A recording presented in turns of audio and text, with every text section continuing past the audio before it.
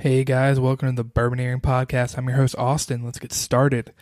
So, welcome to the first episode of my whiskey pairing series, other than the intro, of course. Today we are talking pairing whiskey with other whiskey or making whiskey flights. I have an interview with Colin Blake, the Director of Spirits Education at the Stave and Thief Society. He's here to talk about how to make whiskey flights. That is a key aspect of the Bourbon Steward program that I recently completed. And I could talk about it, but why not hear from an expert? So, without further ado, here's our interview with Colin.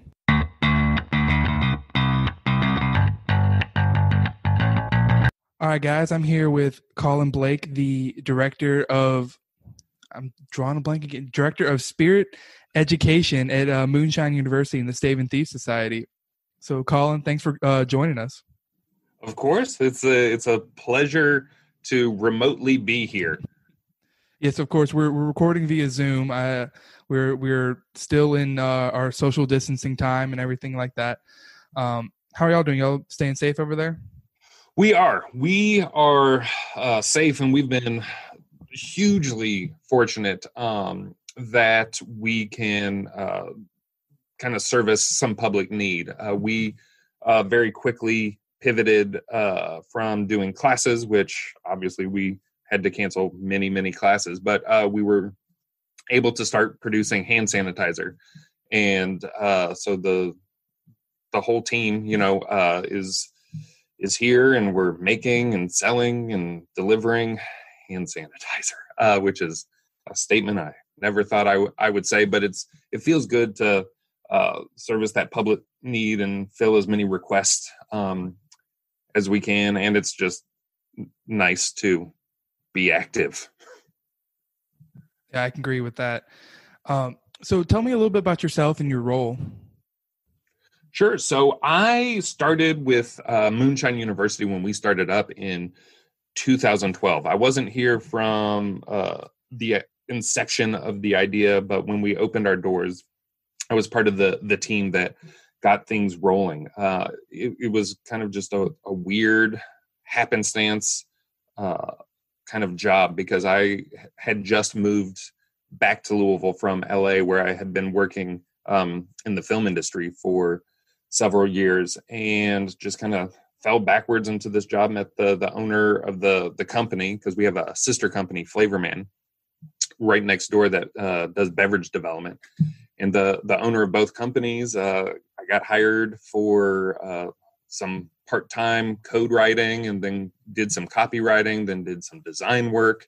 And then when we were opening up over here, he brought me on full-time and kind of put me in charge of developing classes, running classes, and eventually, as I got up to speed with the industry, the lingo, and found that I have a weird, deep passion for both nerding out on scientific parts of spirits, but I also ended up loving teaching, which I didn't really see coming. And then a few years in, we created the Stave and Thief Society, which is awesome, super fun bourbon certification program.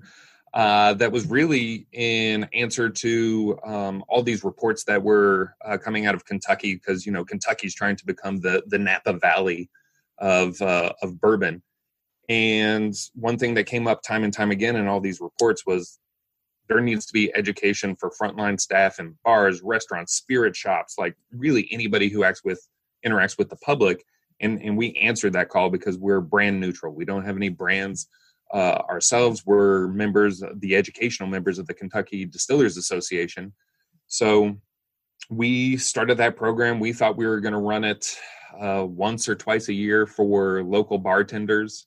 But by the second class, we were at 80% enthusiasts, which is still pretty much what we see, is about 80% enthusiasts in each class that we have. And, we went from year one, I think we had it 3 or 4 times. And last year, I taught it 25, 26 times in 4 different states. So the program has grown much larger than we originally anticipated. But it's a super fun program, and I really love teaching it. And it's great to have people come in and actually get that kind of unbranded education of bourbon.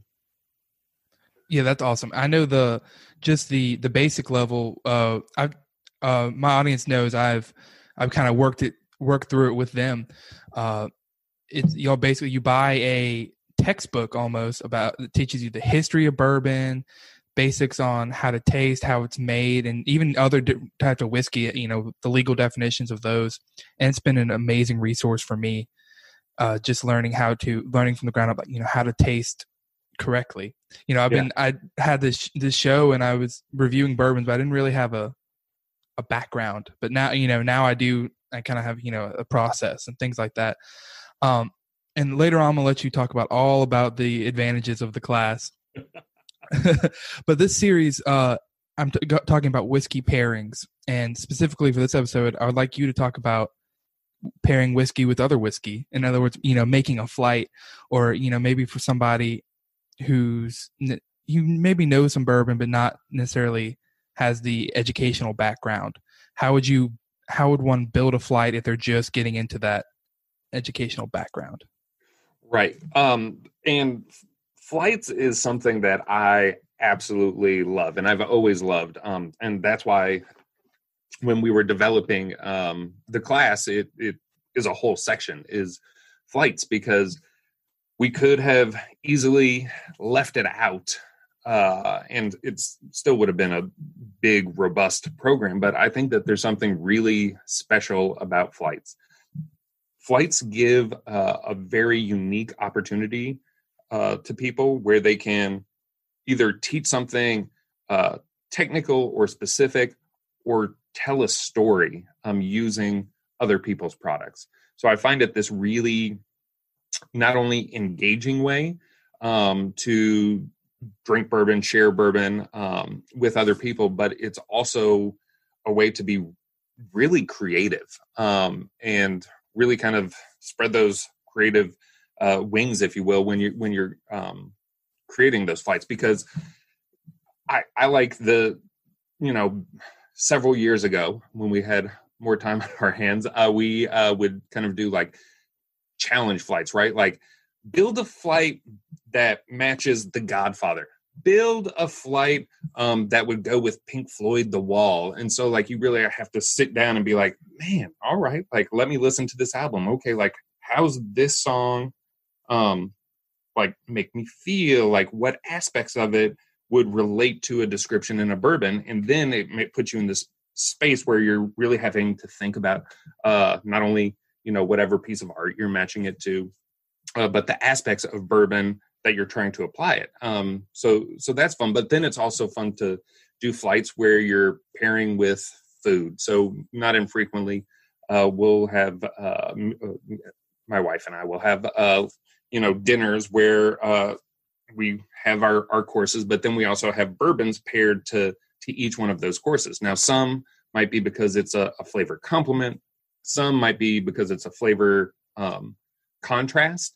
And then some, it might be a story that gets tied to that dish and the bourbon. Like if, and it's not always bourbon, because I think when we came back, we went to Norway and came back and did some Norwegian dishes and, did gravlax and paired that with an akavit and kind of told our personal story, but also talked about the flavor matching and profiles and things like that. So there's a lot of opportunity beyond what some people think flights can do, because some people are just like, oh, well, we can just do all bottled in bond.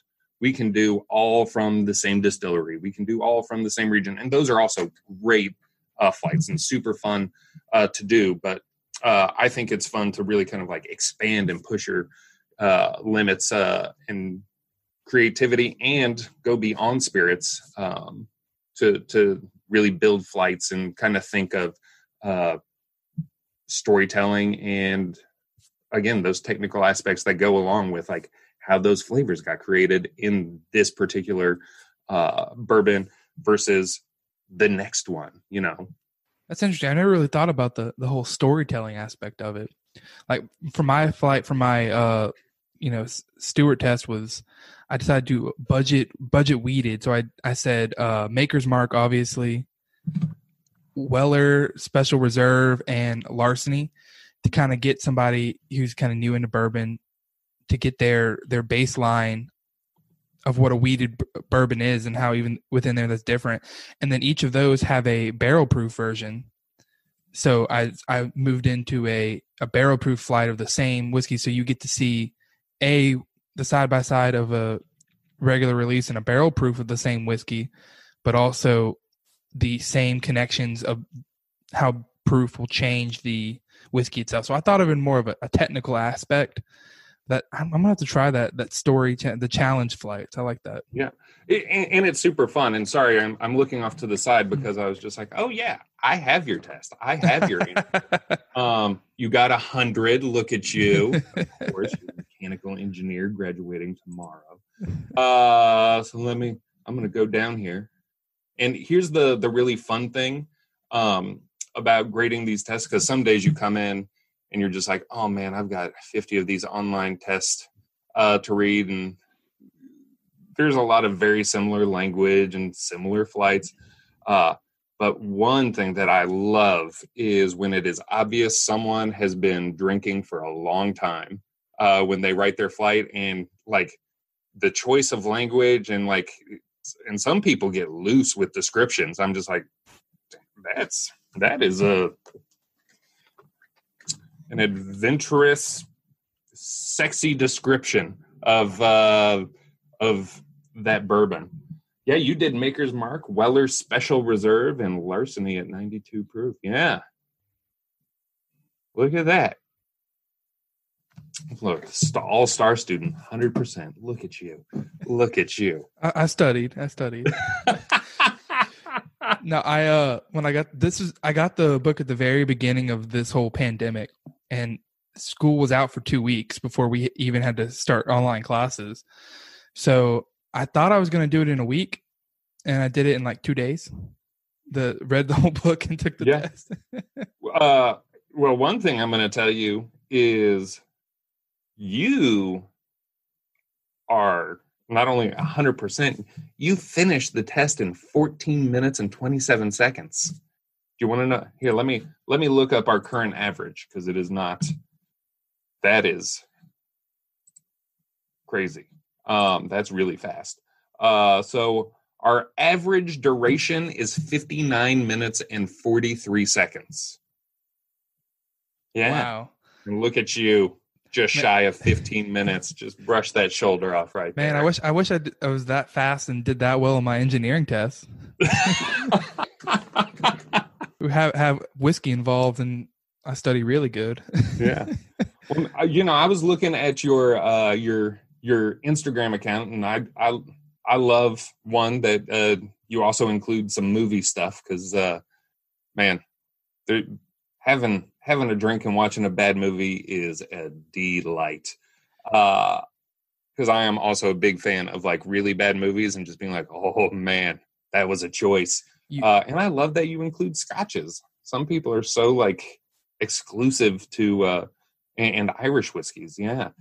So what's the last flight you put together? So yesterday I did it was a flight because there's 3 whiskeys, but I'm moving houses. So I finally brought my big box of whiskey, and I just picked 3 randomly that I knew I liked. I kind of ordered them in the box from good to not so good, and I picked 3 that I liked kind of randomly and just put them together. It was a Whistle Pig 12-year Old World. It was a store pick, and it's finished in, I'm going to mispronounce it, Chablais wine barrels. I love that rye.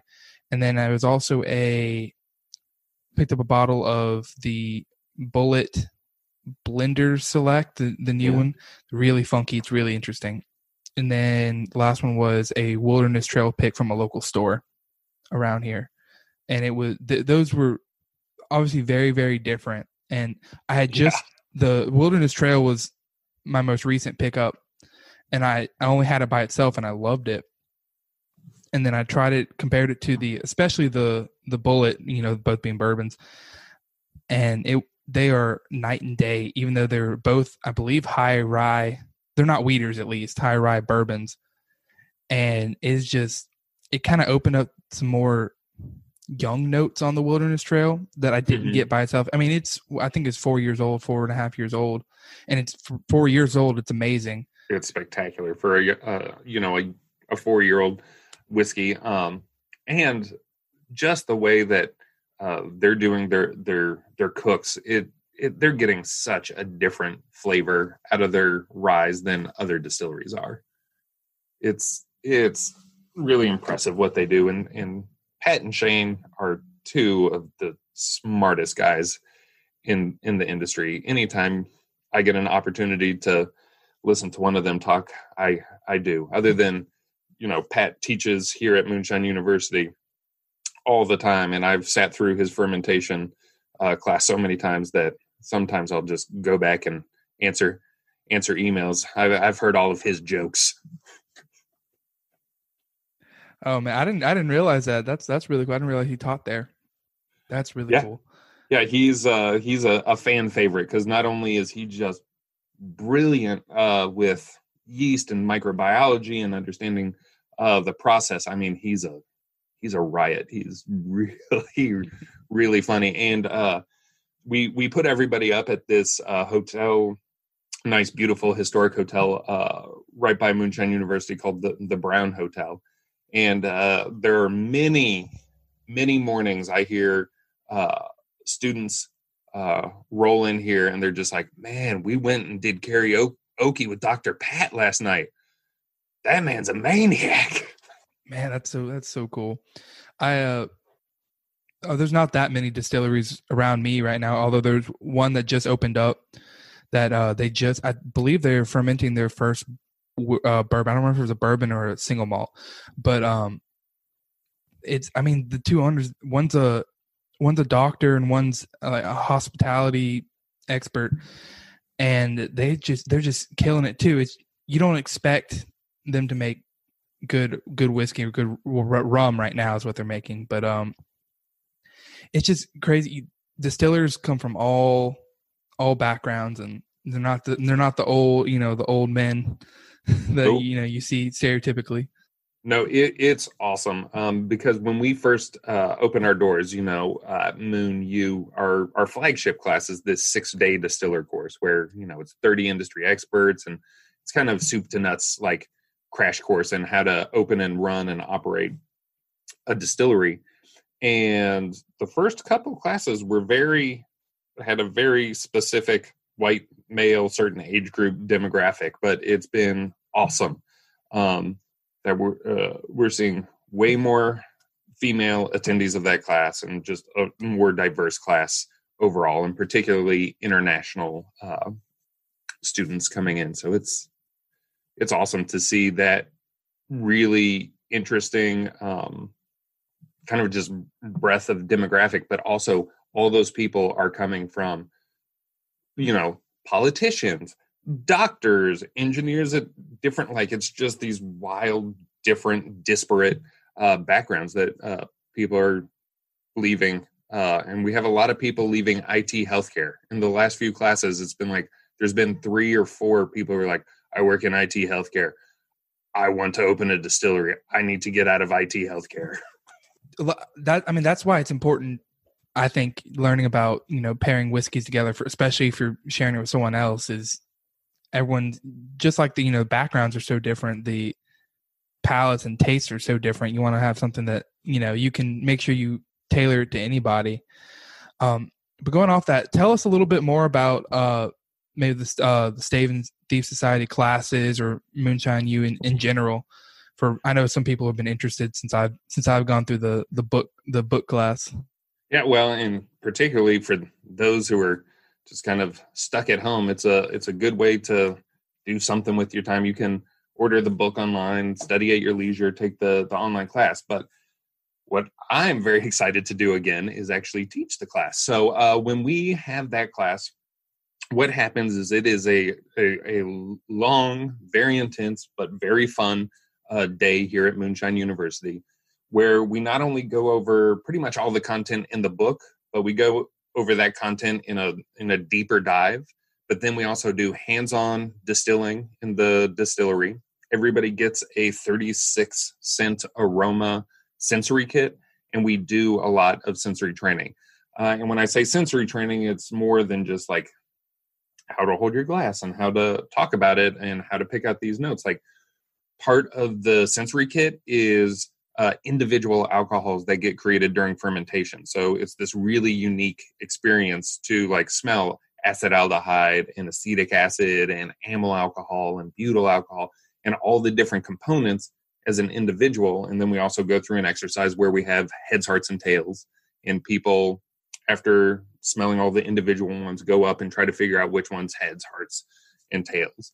And then we have a lot of really unique flights and tastings or sensory evaluations throughout the class that I kind of had this dream list when we first put the class together and reached out to all these distilleries and asked for, just things that they're like, well, no, and that's a weird ask. I was like, I want new make, and then I want it 2 years, 4 years, 6 years, or I want 3 barrels that are touching each other in the warehouse and haven't been moved or anything. And they're just like, no.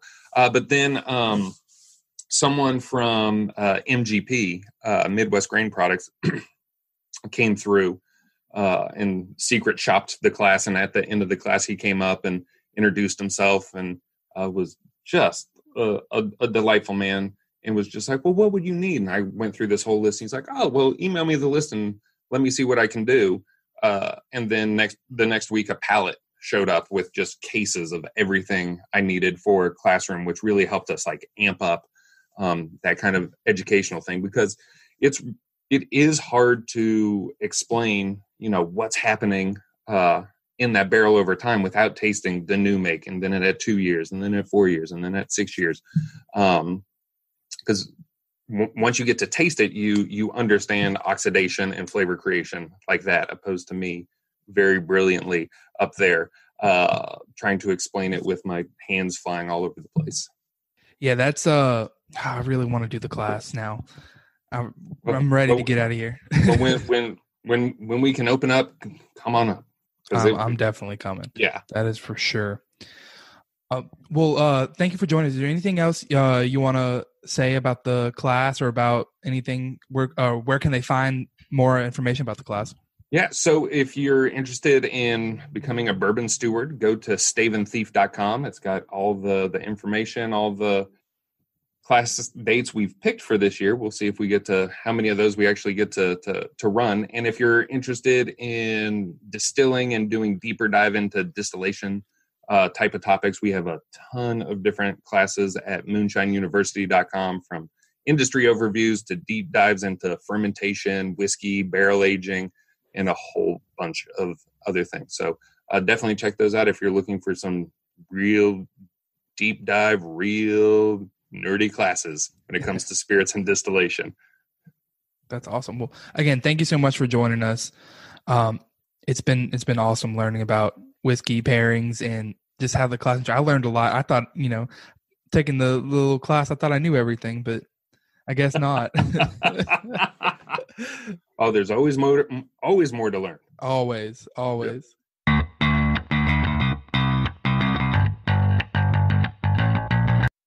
All right. Thanks again, Colin, for that awesome interview.